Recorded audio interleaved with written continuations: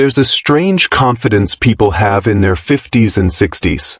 Not arrogance exactly, more like a quiet assumption that life has finally stabilized. The chaos is behind you, the hard climbing years are mostly done, and now you can finally breathe a little. You start saying things like, "I'll do that later," or "There's still time for that." The calendar looks wide open. The future feels long. And that feeling lies. Not maliciously, not dramatically, just gently, convincingly. It tells you tomorrow is generous. It tells you the body will cooperate, the people around you will remain, and the world you recognize will stay recognizable. Then one day you notice things changing, not in big cinematic moments, but in small adjustments. A hesitation before standing up. A name that takes longer to recall. A friend you meant to call but didn't, and now can't. So if I could sit across from someone in their 50s or 60s, not to scare them but to level with them, I wouldn't give heroic advice. I'd talk about the ordinary realities that slowly become everything. The kind of truths that only matter when they suddenly matter a lot. Let's start with the first one. Lesson number 1. Independence is temporary. Most people imagine losing independence as a dramatic event. A fall, an illness, a diagnosis. In reality, it fades quietly. You stop reaching high shelves because it feels unstable. You avoid driving at night. You keep certain shoes by the door because tying others feels like work. Nothing alarming happens. You simply adapt, again and again, until your life becomes smaller without announcing it. The real problem is not needing help. The real problem is needing help in a life designed for someone who never expected to need it. Drawers full of paperwork no one else understands. Passwords memorized but never written. A home organized around habits only you know. Routines so personal that when another person tries to assist, both of you feel frustrated. What you thought was privacy becomes burden. Preparing for dependence isn't pessimism. It's generosity toward your future self and toward whoever loves you enough to step in. Label things. Simplify systems. Make your life readable to someone else. Because someday someone will have to read it, and confusion is exhausting when emotions are already heavy. Dignity doesn't come from doing everything alone. It comes from making the transition easier for the people who will help you when alone is no longer possible. Lesson number 2. Energy matters more than money.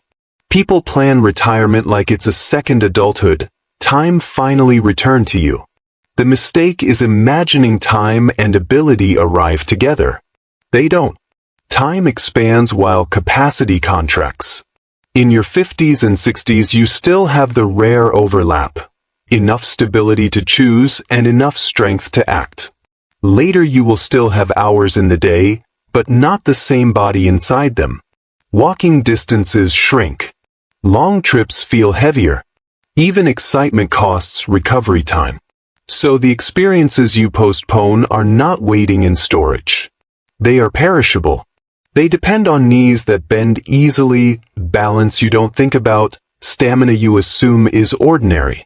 You don't notice how much energy quietly fuels your freedom until it becomes rationed. Money buys comfort. Energy buys participation. Do the physically demanding things earlier than seems logical. Travel in ways that require movement. Rearrange rooms yourself. Stay out longer than convenient sometimes. Not recklessly, consciously. Because the future does not take these away suddenly. It erodes them slowly enough that you adapt and never realize you crossed a boundary you can't cross back over. You won't regret doing them tired. You may regret saving them for a version of you that won't exist. Lesson number 3. Learn to enjoy slower living. Aging narrows geography. Not cruelly, naturally. You prefer familiar places. Driving distance shortens. Even conversations simplify because fewer shared references remain in the modern world. Many people fight this narrowing as if it's an enemy. But the later years reward a skill rarely practiced earlier. Contentment without novelty. If your happiness depends on stimulation, crowds, and constant plans, aging feels like subtraction. If your happiness can exist in repetition, morning light, a chair by a window, the same walk, aging feels calmer instead of smaller. You can train this before you need it. Spend unstructured time without filling it. Sit somewhere without entertainment. Notice how uncomfortable that feels at first. Then notice how the discomfort fades and something steadier replaces it. Stillness eventually arrives whether welcomed or not. Practicing it early turns it from confinement into familiarity. The world may shrink in size, but it doesn't have to shrink in depth. Lesson number 4. Photographs become emotional survival. When you're younger, you take pictures to remember events. Later, you look at pictures to remember existence itself. The birthdays and trips matter, but they're not the images that hold you together. It's the kitchen table that no longer exists. The couch everyone always sat on. The casual afternoon where nothing happened and everyone was simply there. Those become anchors. Memory becomes selective over time. Entire years compress into impressions. Photos restore texture, clothing styles, expressions, the posture of someone before age changed them. You start searching backgrounds, noticing objects that were once invisible but now carry meaning because they belonged to a life that has moved on. So document ordinary days. Messy rooms. Routine dinners. Familiar streets. Not for social sharing, for continuity. Later, these become evidence that your life wasn't just milestones but lived moments. They comfort you in ways you cannot anticipate now because you still live surrounded by what they will one day represent. You are not collecting images. You are preserving atmosphere. Lesson number 5. Health problems stack. People think aging problems arrive one at a time. In truth, they link together. A sore joint reduces movement. Reduced movement weakens balance. Weak balance changes confidence. Confidence changes behavior. Behavior changes health again. No single change feels decisive. The accumulation does. Prevention sounds boring because its results are invisible. But later its absence is extremely visible. Strength, flexibility, sleep, routine movement. These are not fitness goals. They are independence insurance. The body rarely collapses without warning. It negotiates downward gradually. Each small accommodation feels reasonable. Elevators instead of stairs, sitting instead of standing, postponing instead of doing. You adapt, and adaptation quietly rewrites your limits. Small daily maintenance preserves options decades later. Not perfection, continuity. You're not trying to stay young. You're trying to stay capable. And capability, more than comfort, determines how much of life remains accessible.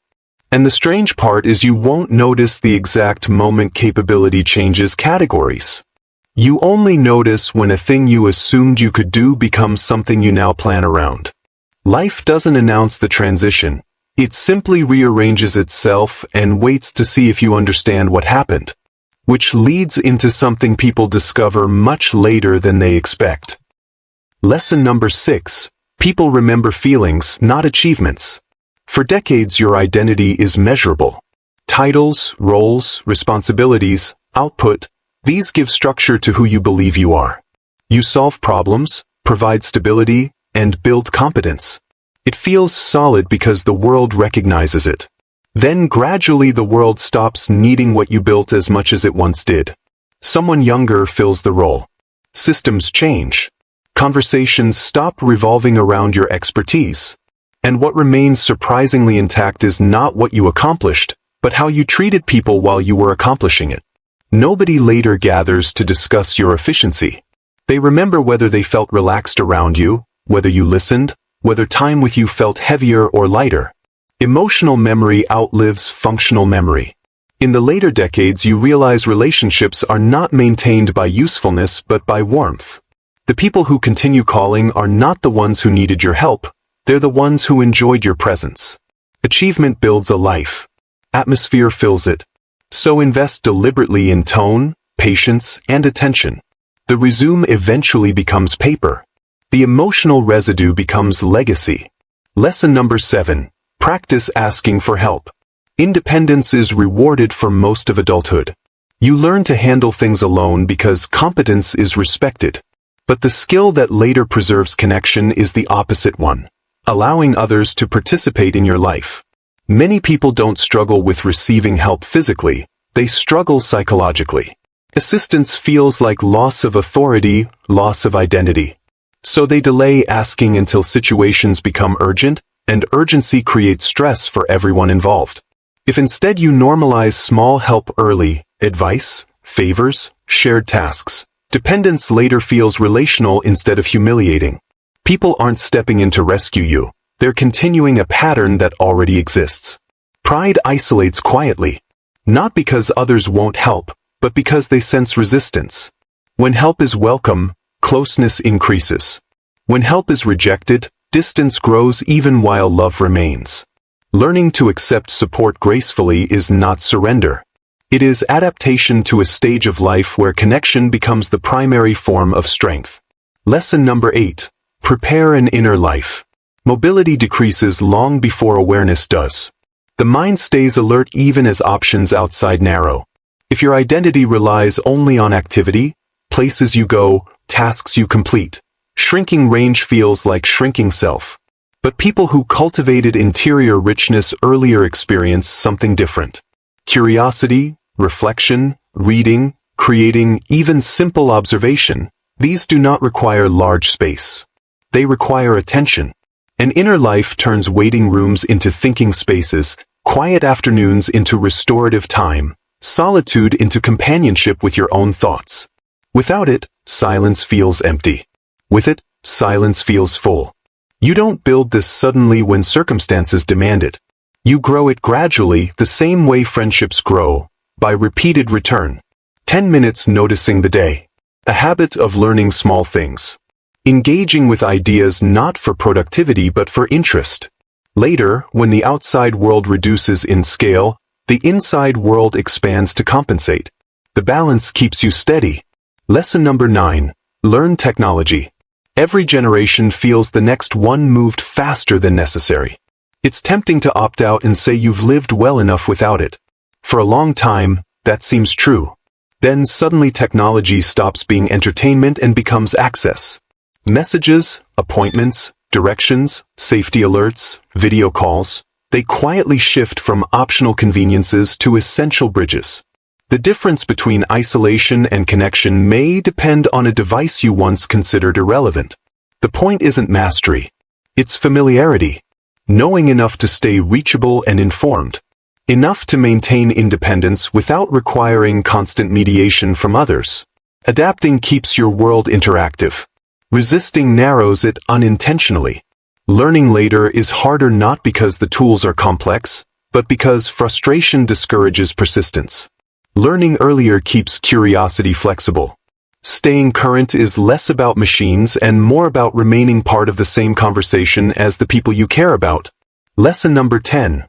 Ordinary days are the real life. When you imagine memory, you picture milestones. Celebrations, trips, turning points. But looking backward across decades reveals something gentler. Most of what you miss are the days you never thought to value. Morning routines. Familiar voices in nearby rooms. The predictable way sunlight entered a space you stopped noticing. These repetitions build emotional continuity. Once they disappear, you understand they were not background, they were structure. The future does not take life in dramatic portions. It removes small regularities until one day the pattern itself is gone. And what you long for is not excitement but normalcy you assumed permanent. So treat today's ordinary interactions as significant. Not with forced intensity, just awareness. Listen fully. Sit a moment longer. Make small efforts of presence.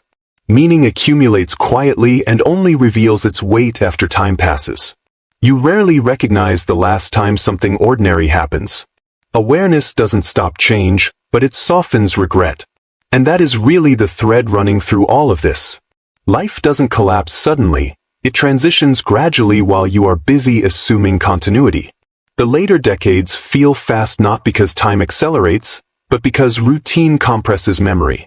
You look back and realize entire years were composed of days you didn't think required attention.